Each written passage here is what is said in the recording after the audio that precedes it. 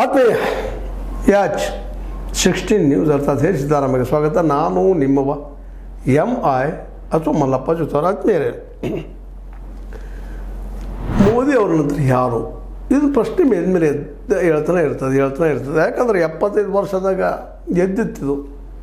ಆ ಸಂದರ್ಭದಲ್ಲೇ ಅದಕ್ಕಿಂತ ಪೂರ್ವದಲ್ಲೇ ನಮ್ಮ ಮೋಹನ್ ಭಾಗವತರು ಒಂದು ಅಲ್ಲಿಕ್ಕಿತ್ತಪ್ಪ ನಮ್ಮಲ್ಲೇ 75 ವರ್ಷ ಅಂತ ರಿಟೈರ್ ಆಗಬೇಕು ಅಂತೇಳಿ.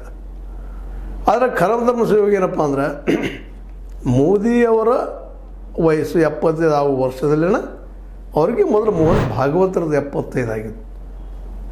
ಅವರನ್ನು ಯಾವುದೋ ಸಂದರ್ಭದಲ್ಲಿ ಮಾತಾಡಿಬಿಟ್ರು. ಅದರ ನಂತರದಲ್ಲೇ ಅದನ್ನು ಹೊಳ್ಳಿ ತೊಗೊಳ್ಳೋದು ಕಷ್ಟ ಆಗಿಬಿಟ್ಟು ಇಡೀ ರಾಷ್ಟ್ರ ತುಂಬ ಚರ್ಚೆ 75 ಆದರೂ ರಿಟೈರ್ ಹಾಕಾರ. ಅದರಲ್ಲೂ ಮೋದಿಯವ್ರ ವಿರೋಧಿಗಳಂತೆ ದೊಡ್ಡ ಇಶ್ಯೂ ಮಾಡಿದರು. ಮೋಹನ್ ಭಾಗವತರು ಅದನ್ನು ಕೆಲವು ಸಲ ಅಂದ ನಂತರ ಅದು ನಿಧಾನಕ್ಕೆ ಏನಾಯ್ತಪ್ಪ ಅಂತಂದ್ರೆ ನೀವು ರಿಟೈರ್ ಆಗಬೇಕಲ್ಲ ಅನ್ನುವಂಥ ವಾದವನ್ನು BJP ಕಡೆಯಿಂದ ಅಂದರೆ ಮೋದಿಯವರ ಭಕ್ತರು ಮಾಡಲಿಕ್ಕೆ ಶುರು ಮಾಡಿದರು.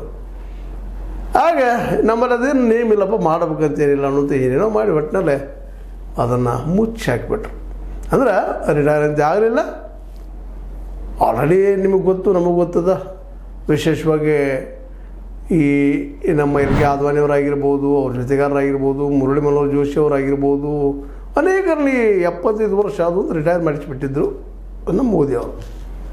ಹೀಗಾಗಿ ಇವರು ರಿಟೈರ್ ಆಗ್ತಾರೇನ ಅನ್ನೋ ದೊಡ್ಡ ಸುದ್ದಿ ಆಗಿದೆ. 75 ಆದ್ಮೇಲೆ ಅದು ಈಗ ರಿಟೈರ್ ಅಂತ ಆಗಲಿಲ್ಲ.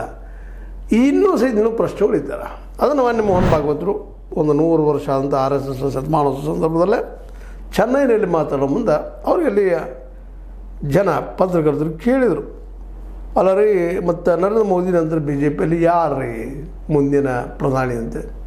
ಅದಕ್ಕೆ ಸರಳವಾಗಿ ಹೇಳಿಬಿಟ್ರು ಅವರು, ಏನಪ್ಪ